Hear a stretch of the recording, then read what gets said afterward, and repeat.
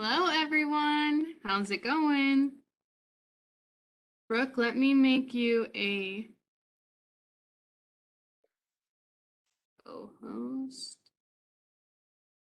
Awesome, thank you.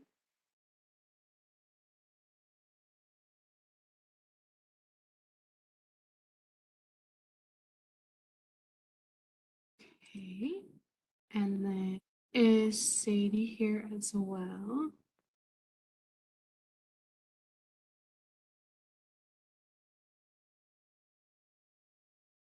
Don't know that I see her on quite yet. I don't see her on here yet. While we're waiting for everyone to join, I'm going to put in the chat box the sign-in link for today. So make sure you guys use that so you can get your 10 healthy lifestyle points for attending today. Thank you guys for joining. We've got a fantastic workshop for you today. Okay, that is in the chat now.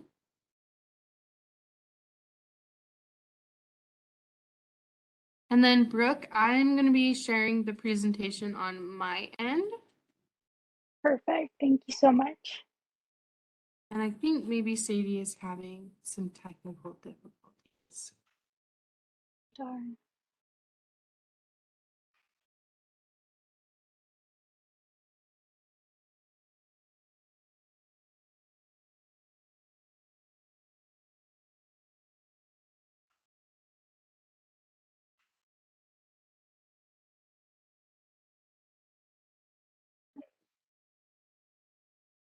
If she can't get on, I can kind of start things in a few minutes if that.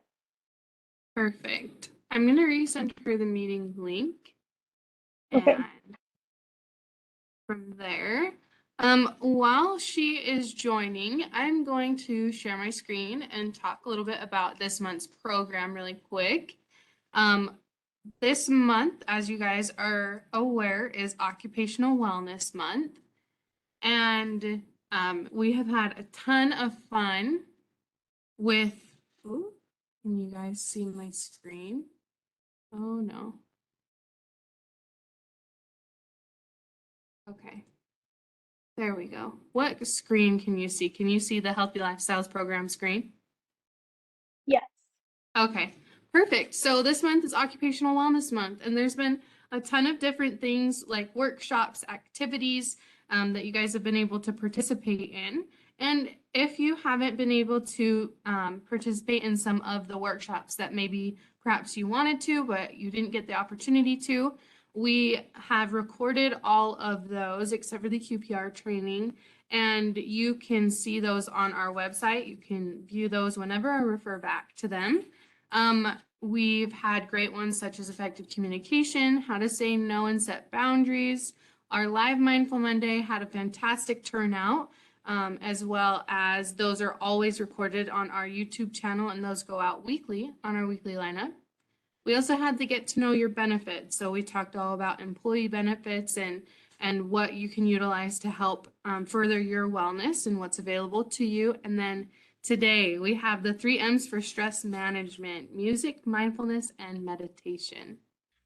And then the last 3 things actually that I want to mention. So you can still do this if you have not. You can participate in the icebreaker card, which is you go around either via email or in person or whatever that may look like to you, and have your coworkers ask these fun questions. Have them fill it out. If you find somebody that has a birthday on a holiday, have them sign that square, and with all of the other ones as well. And so that way you can get to know each other a little bit better and have some fun conversations, because you never know. Second to last thing is the hashtag kudos campaign. If you haven't had an opportunity to do so, highlight your employees that are around you that you really appreciate the work that they do, the positive attitude that they have, whatever it may be. This is our way of recognizing the fantastic employees that work here at Salt Lake County and the work that they do. So that is a link, and that was sent out yesterday in an email. Also, you can find it on our Healthy Lifestyles programs page. Last but not least is our motivational speaker luncheon. That is happening tomorrow. So if you haven't had an opportunity to do so and you would like to, please sign up for that. That will include lunch and then an hour of a motivational speaker. It's going to be fantastic, and we are so very excited for that happening tomorrow.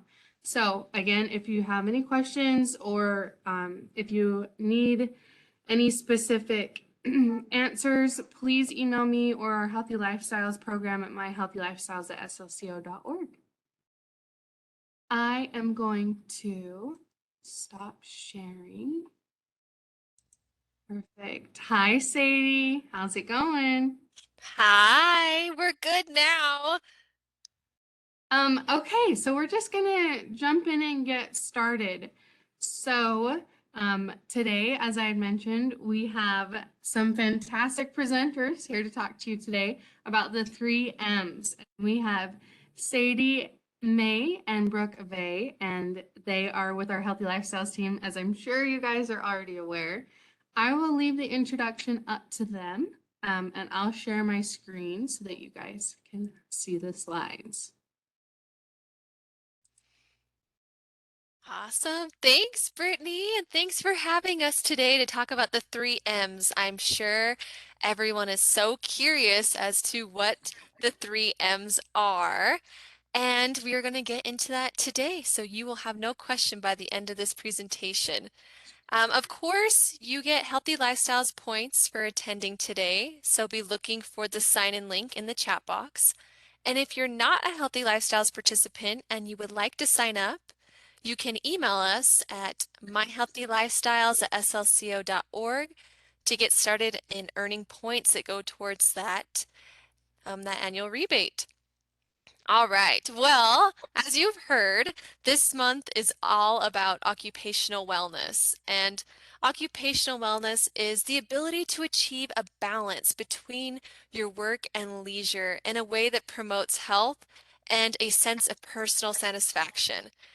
And in order to do that, you must have stress management tools in place so that you can handle and juggle all the things you have going on in your life.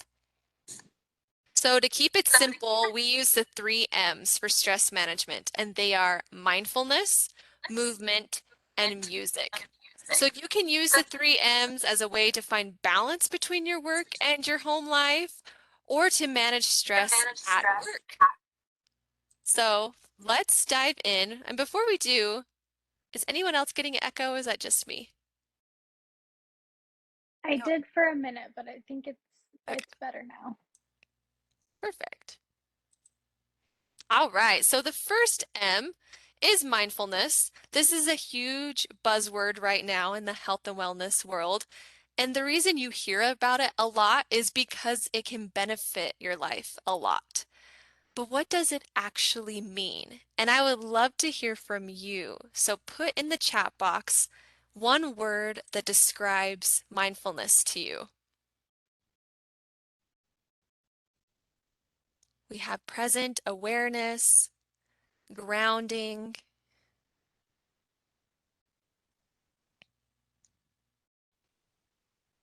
Any others? Peace. I like that.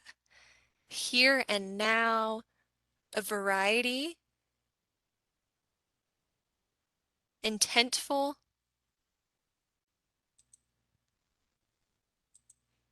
These are great. And just to put it simply, mindfulness is the ability to be fully present, like mentioned here, and that might bring grounding to your life. That may bring peace or even awareness to your life. But again, what does it look like to be fully present? It's being aware of where we are, what we're doing, and not overly reactive or overwhelmed to what's going around or what's going on around us or what's going on ahead of us.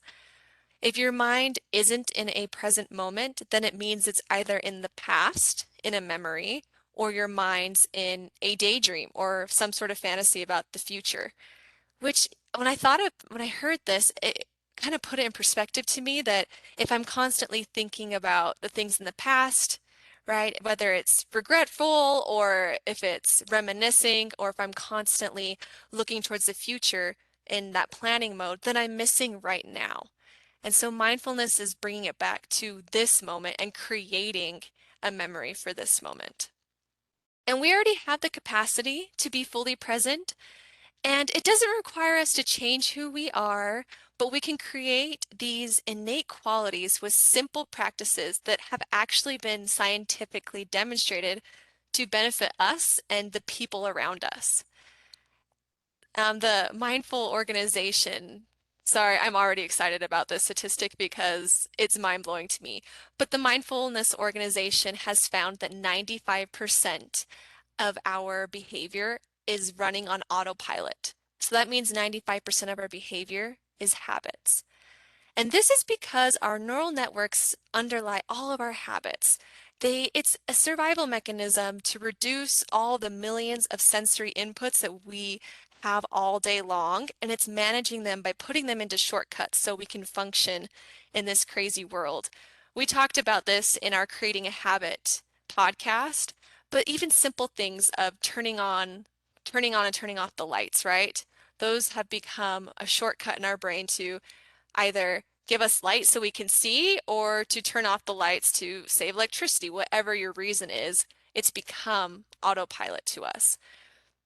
So these defaults in our brain signals are kind of like a super highway. So they're so efficient, they often cause us to relapse into behaviors before we remember why we meant to do them in the first place. If you've ever grabbed your phone and looked at your text messages or your emails and you're thinking, what was I even doing? Why did I grab this? It's just kind of habit, right? So when we are living in that autopilot world, we're not living in the present moment. We're not being mindful. And mindfulness is all about taking that executive control and making intentional actions, making intentional decisions. But it takes a lot of practice because our mind has created so many shortcuts and so many habits that have put us in that autopilot phase. Our brains, they're wired to find those shortcuts throughout the day and create new ones. But when you are practicing mindfulness, you are taking that control, and you'll be able to analyze your behaviors in your lives that are benefiting you and are not when you are in the present moment. Okay, and so one of the first things that you learn when it comes to mindfulness is usually breathing, right? When we hear about mindfulness, it's concentrating on your breath, but you may not be sure why concentrating on your breath is living in the moment. And I want to share that with you today. So the reason is because you are not in charge of your breathing, or at least not as much as you would think you are. You could hold your breath, of course, for a moment. You could choose to breathe really fast or really slow, but soon any attempt to force the breath will produce a countermeasure from within your body. Your body will go back to its homeostasis. It will go back to its home base of breathing, no matter if you try to manipulate it or not.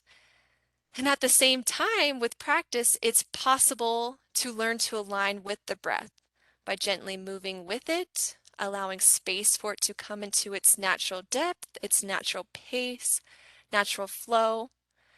And things seem to go best when we cooperate with our breath, right? Rather than resisting or clinging to it. And this is a good training for life and mindfulness, right? Because it's not something we can control, but it's something we can be with the flow. If you think about it, being on a raft on a river, right? If you are fighting the current constantly, it takes too much energy.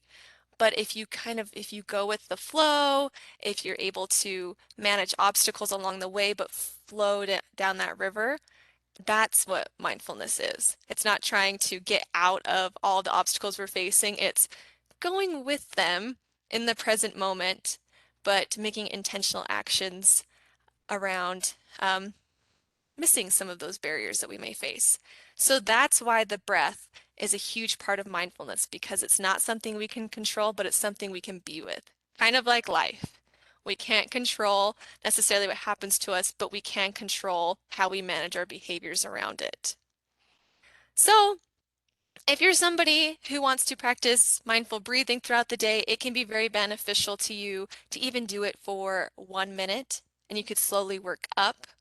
But if you're somebody that it brings, anxiety, or you feel kind of weird doing mindfulness, there are some other ways that you can do mindfulness without doing mindful breathing. So if you would rather, you could focus on all 5 senses as a form of mindfulness, and you can use the 5-4-3-2-1 method. So this is using all 5 of your senses. You would find 5 things that you can see, 4 things that you can touch, 3 things that you hear, 2 things that you can smell, and 1 thing that you can taste. And so let's practice that right now. All right, so if you want to put both feet flat on the ground, if you're working from home, you can lie down as well. But just take a moment, take a breath in, take a breath out, and now let's appreciate our 5 senses. This is going to help us slow down and actually live in this moment. So, for 5, find 5 things that you see around you. It could be a pen, it could be a spot on the ceiling, anything in your surroundings. Let's see what I see for 5. I see a sleepy dog. I see the light bulbs that are out in my ceiling. I see my fish that's actually stayed alive for the last, gosh, would it be 9 months?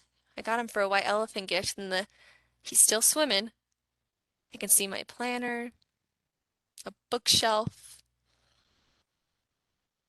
All right, let's move to 4. What are 4 things that you can touch around you? It could be your hair, maybe a pillow, the ground under your feet. I'm always holding a stress ball, so that's something I have. Maybe it's a blanket or a water bottle, or even just the wall behind you. Now, 3 things that you hear. It could be your belly rumbling if you're hungry and it's lunchtime. You're at home, maybe you hear a dishwasher. If you're in the office, maybe you hear facilities mowing the lawns. Now 2 things you can smell. Maybe you have some coffee brewing or a candle going. Maybe you can still smell the soap on your hands from when you washed them last.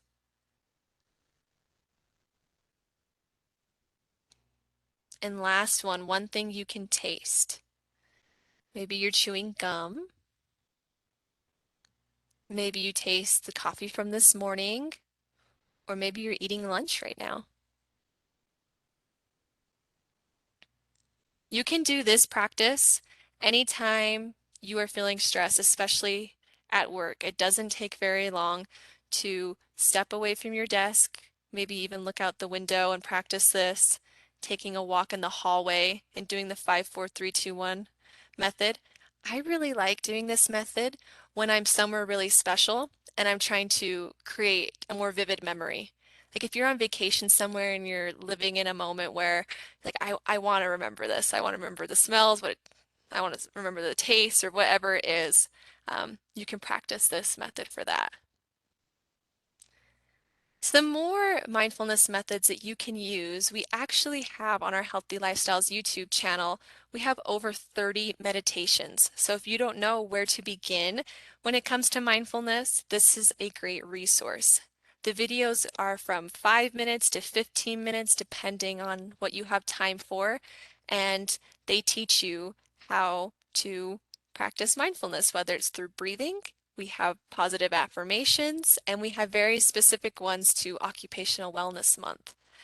We have one on manifesting your goals, clearing your mind, coworker compassion, and it's just nice to take a moment that's for you, reconnect to what's going on, rather than either, like we said, living in the past or living in the future. We can live in this exact moment. Now I have some tips for you to be mindful at work, right? If like I have zero time to do the 5, 4, 3, 2 method or to sit down and concentrate on my breathing, there are things that we're doing throughout our day where we can practice mindfulness. And one of them is practice active listening. When you are in a meeting or if you're in a workshop or a training, putting down your phones, turning off your second monitor, turning off email notifications during those, and actually practice active listening. It can be so hard because we're used to doing a million things at one time. So if you need a stress ball to keep your hands moving, if you need Play-Doh to build something while you're in a meeting, or you can do those adult coloring books as well, or you could take notes.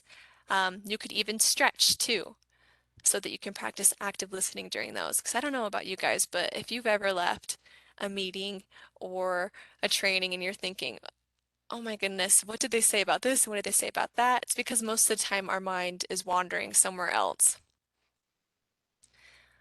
When you are taking a lunch break, actually take a lunch break. So eat somewhere other than your desk or another place other than you work that's free of distraction and actually focus on what you are eating. Focus on your hunger and fullness signals. You could focus on your satisfaction with the food. This is going to promote better digestion and it's a moment to de-stress, right? A lunch break is meant to make you feel energized rather than feeling like, oh, I just ate all my lunch and I was also answering emails. I didn't even get to enjoy it. So if you can, this doesn't have to be every single day. I know that can be really hard, but at least shoot for one day a week that your lunch break is away from your desk and you're focusing on your eating. And since we're talking about breaks, about your 15-minute breaks, use them to actually feel recharged, to actually use them so you can feel creative when you come back or to find that balance between your work and your personal life. They're meant for you, so use them. You could take a walk, you could read a book, listen to music. If you work from home, you could clean your house. Or if you work at the office, you could take that moment to actually clean out your office space. And if possible, take your breaks outside, even for just a few minutes, as this can restore your mind and alleviate that mental fatigue and even improve your sleep later that night. So since we're talking about breaks, I would love to hear from you. What are your favorite things to do during your break to help you recharge?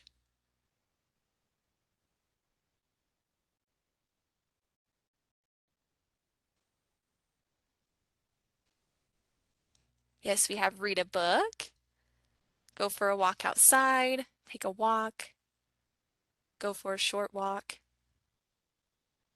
Even if it's going for a bathroom break, but you take the really long way that gets you outside and then back through the building. Go look at my garden.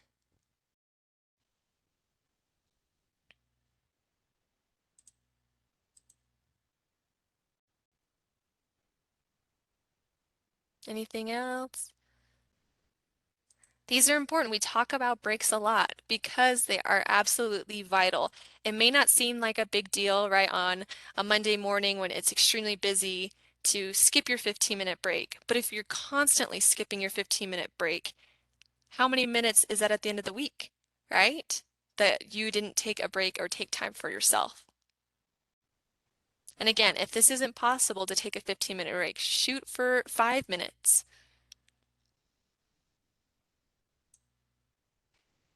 All right, and another thing we can do is turn off email notifications. Notifications can sabotage our productivity. They can even work against us sometimes. So not everything requires an instant response. So I encourage you to turn off your notifications and let people know if something is urgent to give you a phone call. This will allow you to stay on task. This will allow you to give your full attention to your project. Because I know we can all relate that maybe you're working on a report and that email notifications come in. So then you answer the email and then you're going back to this and then you get a phone call and then hours have gone by before you get back to that report.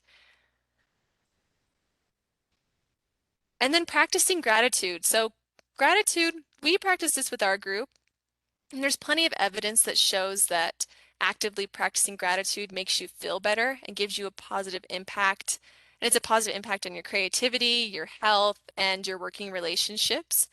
So you can do this on your own. You know, if you arrive at work or right before you leave, writing in your planner, your calendar, something you're grateful for the day.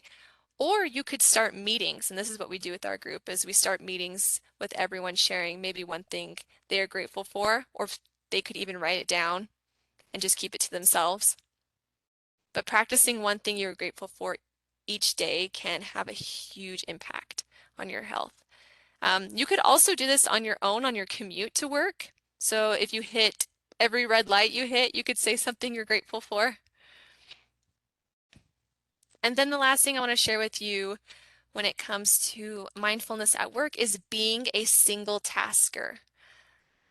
This lowers your stress levels when you allow your mind to wander from task to task. Simple tasks, they take longer than they should, and your schedule is constantly thrown off, like I mentioned earlier. Single tasking can conserve energy, it improves productivity, and it can make you happier. So if this is something you struggle with, I have a few tips for you. You could use the Pomodoro technique. And what this is you set an alarm on your phone or on your computer where you are going to focus on one task for 25 minutes. And you can actually set the time to whatever you want. They just suggest 25 minutes. When the alarm goes off, no matter where you are on that task, take a 5-minute break. You get up, you leave. If you're working from home, you go switch the laundry. If you're working in the office, you go for a bathroom break. But to actually physically get up from that work environment for 5 minutes and then come back to the task. Of course, making a priority list of your daily items can be a great way to be a single tasker and not moving to the next one until you complete the first one. And remove clutter from your space. So a messy environment does not allow our brain to fully focus. So if you can declutter your workspace, so you could do this probably at the end of the week on a Friday would be best, but just take the time to get rid of the things you don't need. It drains our energy when our brain knows that there's things around us that we don't necessarily need. We actually have a workshop on decluttering your life. If Brittany, if you'll share that in the chat box, it's on our workshops page. Okay. We are spending a majority of the presentation on mindfulness because it is so important, but let's just go through the next ones real fast. Other ways that you can be mindful during your day are when you're driving. So like I mentioned before, you could say something you are grateful for at each red light. You could focus on your breathing when you are starting your car, paying attention to how your hands feel on the steering wheel, how your foot feels on the pedal, and your body against the seat. So just feeling all of your senses while you're driving can be a way to practice mindfulness. If you're somebody who is into art therapy can be a fun way to bring mindfulness to your life. You could simply doodle. You could color in the adult coloring books, paint, photography, creative writing, all of these things. And these could also be a fun way to spend your 15-minute breaks. Somebody mentioned in the chat box that they like to go out to their garden, and gardening and earthing is a fabulous way to practice mindfulness. So just as vitamin D brings energy to us, right? And the sun is like 93 million miles away from Earth, and we can feel the energy from the sun. So earthing is actually taking off your shoes and socks and walking outside in the grass, even in the dirt, and actually feeling the energy from the ground. There is energy and frequencies that directly influence our bodies, and you can feel them when we connect with them. It may sound very hippy-dippy, but trust me, it is worth it, and it's a lot of fun. It brings back that inner child, but this is a great way to reduce stress, can even reduce pain, improves sleep and blood flow just by simply walking in the grass with your bare feet. All right, I have talked a lot about mindfulness. Brittany, can you go back to the slides? But now let's talk about the second M, and that is movement. So any form of movement, aerobics, yoga, walking, is a stress reliever. Physical activity increases our endorphins and reduces the impact of stress on our bodies. It's meditation in motion. So after a fast-paced game of pickleball or a long walk or run, laps in the pool, you may often find that you've forgotten about the day's irritations and concentrated on your body's movements. So as you begin to regularly shed your daily tensions through movement and physical activity, you might find that the ability to focus on a single task is easier, or the ability to be creative or optimistic, or the ability to stay calm, and the ability to practice mindfulness in everything we do is easier when we are moving our bodies. And these do not have to be for long periods of time. It can be short spurts. The CDC says even just 10 minutes at a time of activity has shown benefits to our overall health. And if you can get active outdoors, this provides even more benefits. So actually just being outside, breathing in the fresh air has shown to reduce stress and enhance your relaxation. But if you are moving your body outside, it has mental health benefits like improved memory, decreased anxiety and depression, and of course that vitamin D boost. So every chance you get to move your body, do it. And if it's outside, it's even better. So if you were feeling any sort of stress at work, just going outside for just a brief moment to move your body, whether you're stretching or walking. I have here that it's a natural antidepressant, reduces pain, and improves our memory and problem solving. All things that would make us even better at our jobs and even better in the things that we do in our lives. But let's move on to the last M, and that will be talked by Brooke. Thank you so much, Sadie. We've got so much great stuff already and, great tools between movement and mindfulness. And I'm here to give you even more. So hopefully, between what we've talked with you guys about today, you'll be able to find something that resonates with you. Because a lot of times, movement, it's great, but you may get more benefit out of mindfulness or music. So, I'm like Sadie said, I'm here to talk about music. And it is such a powerful tool. I mean, you can utilize these benefits at any point and any time of day, whether you're waking up and getting ready for the day, or it's on your commute to work and you're bumping your favorite jams in the car, or you're working out and you're getting a good pump in, or you're trying to study or focus on a project and you've got some good focus music going, or even trying to get a child to sleep. I know for me personally, I have a 2-year-old and we have these lullabies that we sing to her every night and they work like a charm. So it's just such a powerful tool and it really can help us get through each and every day. But did you know that the average hearing person across the world listens to about 18 hours of music a week? How crazy is that? Um, and so what's actually happening during those hours when we listen to music? You might be wondering. Well, I'm here to give you a simple breakdown. So first, when we listen to those music sounds and they go through our ears as vibrations, and the inner ear then translates these vibrations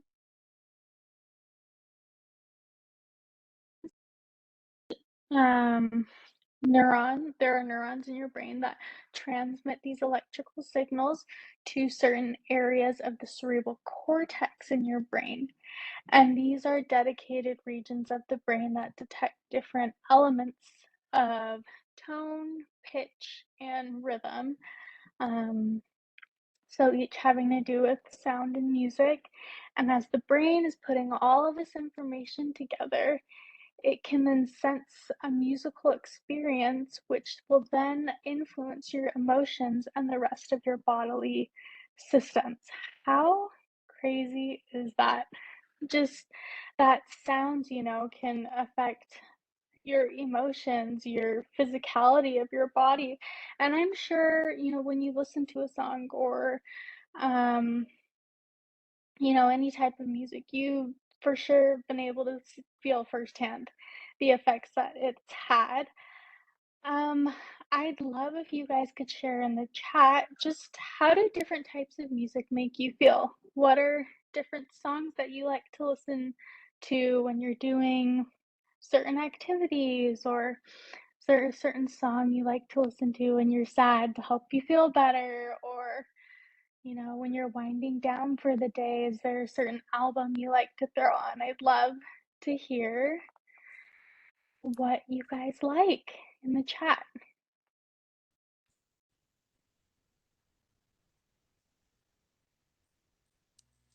We have pop music makes me feel happy.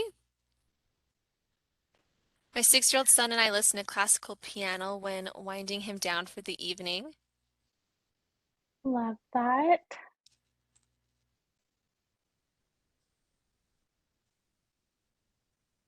Shakel said Taylor Swift. Scream sing. Oh, that's the best. Sometimes you just need to let it all out. You feel so much better after. We have disco, modern metal to work out to. So Aaron says, I fun. feel Shakel. Oh gosh. We need to start a Salt Lake County Swiftie group. Taylor Swift's an excellent one because she tells you a story. So when you listen to an album, it's like listening to a book. So I can understand that one. We have when I'm cleaning, I like to have something upbeat. We have Dotan for relaxation. I listen to him when backpacking and camping. These are all great. I'm learning about new types of music I hadn't even heard about before, so I'm gonna have to go check this out. This is awesome. New age to fall asleep to. James Taylor and Elton John classics. Thank you all so much for sharing. And if you'll notice, different types of music allow different people to feel different ways. They can evoke certain memories and feelings and trigger certain responses. And therefore, it can, as we've been talking about, it can act as a de-stressor. But oftentimes it can also work in the reverse too. Maybe you hear a song and it reminds you of a breakup and it brings you really down. So you're just like, no, can't listen to that anymore. It's funny with my mom specifically, a funny story. I don't know if you guys have heard of the singer, the artist Enya. She's kind of more contemporary, like soothing and relaxing type of music. Well, she loved to listen to her albums, and growing up, we'd listen to them. And she listened to each of those albums when she was in labor with each of her kids. And now, whenever she hears Enya, she's like, I can't do it. Just reminds me of labor and how awful of an experience that was for me. And I just can't do it. And so it's just kind of funny because it's supposed to, evoke relaxing kind of emotions. And now she's like, nope, it just reminds me of labor and I don't want to think about it. So, and again, someone else could have a very different experience with this type of artist or this genre of music. And so it's just important, again, to be in tune with your likes and dislikes and how different songs affect you. And maybe you didn't realize even that a certain song made you feel a certain way. And then you hear it on the radio and you're like, ooh, yeah, this reminds me of the summer of 2010 and what an awesome summer that was. And you know, you start listening to that song and it brings back good memories. Um, so I want to talk about the benefits of music. There is a recent overview of research into music, and stress that suggests that listening to music can lower your heart rate and your cortisol levels. It can release endorphins and improve your sense of well being. It can also distract you from, physical pains or emotional pains, and therefore reduce those stress levels. Because if you're thinking about, if you get really into the song that you're listening to, you're not going to be thinking about, oh man, this is so hard, or I'm in so much pain right now. I think about that at the gym. Have you ever gone to the gym and your headphones are either dead or you forgot them at home and you're like, this is going to be the longest workout ever because you don't have something there distracting you or pumping you up or whatever it is. Um, and so, again, just goes to show the power of music and how that can really help you push through and get through those tough things sometimes. And it also helps to reduce burnout. So there's a recent study that found music therapy had a significant benefit in preventing burnout, specifically on operating room staff. That's who they studied, and it was a 6-week study that showed that after the operating staff had access to 30-minute music listening sessions each day at work for a month, the staff had reported decreased stress levels and less emotional exhaustion. I mean, you can imagine being in an operating room. That would be very, a high stress situation. You've got someone's life in your hands oftentimes, but having that music therapy, that time to go and listen and de-stress after really helped to prevent burnout for them. So very powerful once again. I'd like to talk a little bit now about how to integrate music into our work life. And again, how can we help improve that occupational wellness and decrease that stress with music? So you can go to the next slide, Britt. In the chat, I'd love to know what are some ways that you've integrated music into your work life, or how do you use it to reduce burnout just in your day-to-day life?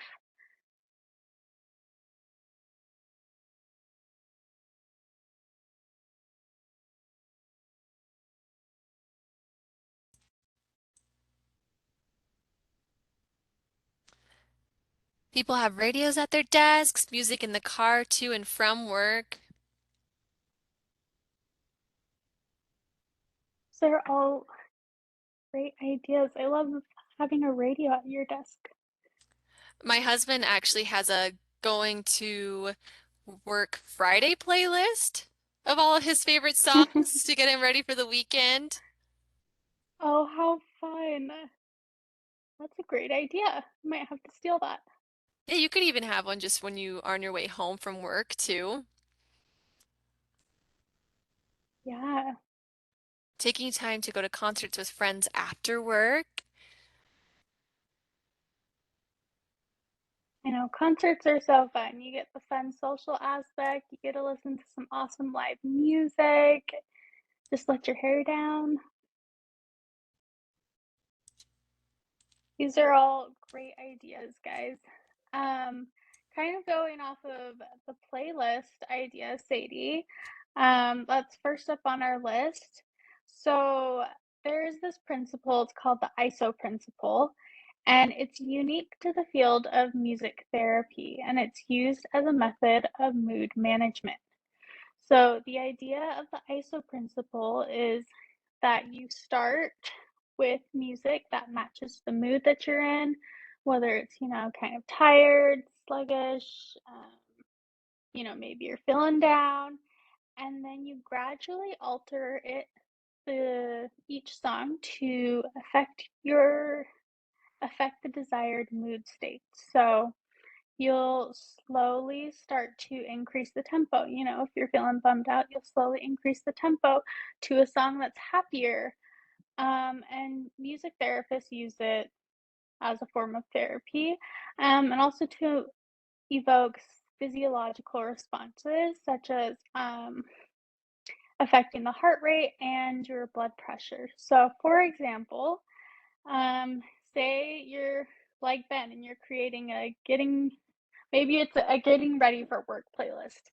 And when you wake up in the mornings, you just are kind of groggy and not feeling super great. And you're like me, I'm not a huge morning person. So you kind of start out with something mellow. And then the next song on your playlist will have a little bit more tempo to it. And then every song after that will slightly increase with tempo so that with that last song, by the time that I'm ready to leave the house and for work, or by the time that I'm ready to sit at my desk and go to work, I'm pumped up, I'm ready for the day, and I'm feeling good. And again, this changes from person to person because maybe you wake up super wired and ready to go, and you slowly need to like calm yourself down and get prepared into a mental state to be able to focus and be ready to work. So that's again knowing yourself and your music taste and how that works. It can be a great principle to utilize. You could also create a community playlist. Um, get everyone together in your office and have them all contribute a few of their favorite songs to a playlist and then share that playlist with the group. This not only will help you get to know your coworkers a little better, it helps you get to know their tastes. You can even experience some different types of genre of music that you may have never heard of. Maybe you actually really like. It was fun to see everyone's suggestions in the chat box. And so, it may be fun to see again what your coworkers like as well, and everyone can have a listen to it. I know Spotify has a feature where you can collaborate with each other and you can kind of make a community playlist if you invite all the collaborators together, and everyone can just go in and add their songs and listen as they please. So that's a fun idea.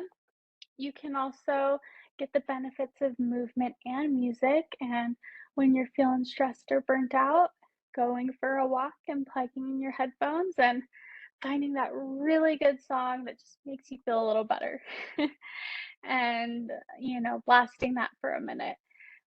You could also combine mindfulness with music and do a progressive muscle relaxation that we have on our site and put some soothing sort of background music to go along with that. I know a lot of you, I'm sure, out there are very musically inclined, so you can utilize your musical talents. And playing an instrument has been shown significantly to help reduce stress. So maybe if you can bring your instrument to work with you or take a 10-minute break to go and play whatever instrument it is, whether it's the piano, the guitar, and just let go of some stress. You could even share that talent with your coworkers and you guys could have a little mini break where you all get together and play some music or listen to each other play, or if you've got a recital or a concert or a band you're in, invite everyone to come out and listen to you and support you. It's a great way to bond and get together. Cleaning is always made better with music. I know someone had said that they like to do that in the chat. Again, it distracts you, I think, a little bit from the actual task at hand and makes it more enjoyable. You can check out Healthy Lifestyles. We have a Spotify account. We've actually created a Healthy Lifestyles spring cleaning playlist. So if you're looking for some new songs or new music or a good new playlist, you'll have to go and check that out. And then lastly, you could plan a karaoke night together with your coworkers outside of work. I mean, I really think that nothing bonds a group better than going out together and singing your hearts out with no judgment, no shame, doing your scream singing, heartfelt singing, whatever it is, getting up on stage and then cheering each other on. I mean, the what's better than that? What's better team bonding than that? So maybe setting up a karaoke night with coworkers would be a great idea. So hopefully uh, you got a few ideas from what we've talked about today. I think ultimately stress is going to be inevitable, but we can find a way to balance it all and relieve some of that stress. And hopefully through, music, movement, or mindfulness. And we hope that this can kind of help, some of these tools can help bring some peace back into your day. But if I don't know if anyone has any questions or there's any additional resources that you're looking for, we'd love to answer them or help you guys out. And then don't forget to fill out the survey to get your Healthy Lifestyles points for attending today. Thank you, Brooke and Sadie, so much for that wonderful presentation. I know definitely that movement, music, and mindfulness all have a very specific part that they play in my life, and at different seasons of my life, I definitely utilize maybe one more than the other, and just that's the beauty of it, right? Being able to have those resources that I can lean on, and we can all lean on. So thank you guys for taking the time to teach us a little bit more about that and how we can use that in our life. Again, just to reiterate what Brooke said, please use the SurveyMonkey sign-in link that I put in the chat. If you guys have any specific questions, please feel free to hang on, and Sadie and I and Brooke can stay on for a moment and chat with you about those. But thank you guys so much for attending today. We will catch you next time.